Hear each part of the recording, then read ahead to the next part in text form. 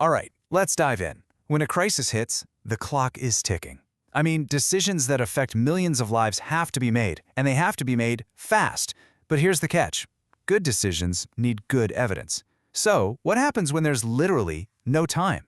Well, that's what we're talking about today. The incredible methods researchers use to get crucial insights out the door, right when we need them most. And really, it all comes down to this one question. Think about it. A pandemic, a natural disaster, any huge public health emergency. The people in charge, the policymakers, they can't just sit around and wait for the usual multi-year research project to finish up. They have to act now. So the pressure on researchers is just immense. How do you deliver solid findings without the luxury of time?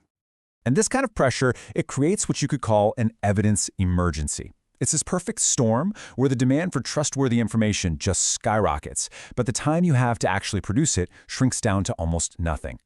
This brings up a really critical idea, the window of opportunity. You see, evidence isn't just about being correct, it's about being correct on time. A brilliant, perfect study that shows up a month after a major policy decision has been made, it's basically a history lesson at that point. The real goal here is to deliver just-in-time evidence that can actually get in there and shape the response while it's happening. So how on earth is this even possible? You can't just rush science, right? Well, researchers have actually developed a specialized toolkit for these exact high-pressure moments. And it's not about cutting corners in a sloppy way. It's about being strategic, super smart, and incredibly focused. Now, the heart of this toolkit, the cornerstone, is something called a qualitative evidence synthesis, or QES for short. Think of it like this. If quantitative data tells you what is happening, the numbers, the stats, qualitative data tells you the why and the how. It's all about human experiences and perspectives. A QBS is the science of pulling together all of that rich, human-centered info from a bunch of different studies to build one powerful, unified picture of what's really going on. Okay, so let's open up this toolkit. What's inside? It turns out there isn't just one way to do a time-sensitive QES. Researchers have 4 main approaches, and each one is designed for a slightly different kind of emergency. First up, we've got the rapid QES. The best way to think of this is as the emergency sprint. A sudden crisis hits and decision-makers needed answers yesterday?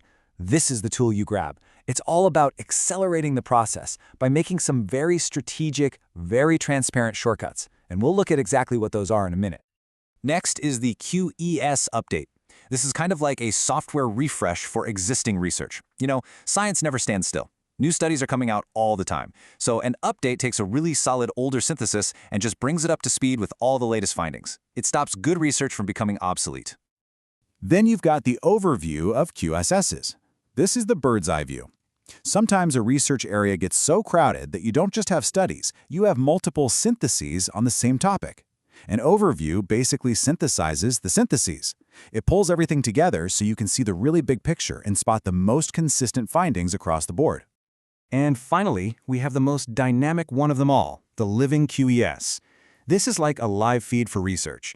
For topics that are changing at lightning speed, like an evolving pandemic, this method creates an online summary that gets updated in almost real time as new studies come out. It's still an emerging method, but honestly, it could be the future for a lot of fast-moving fields. So how do you pick the right tool for the job? Well, it's actually pretty logical. If you've got a sudden high-impact crisis, you're going to want to use a rapid QES. If a bunch of new studies have come out on a topic we already know a bit about, you do a QES update.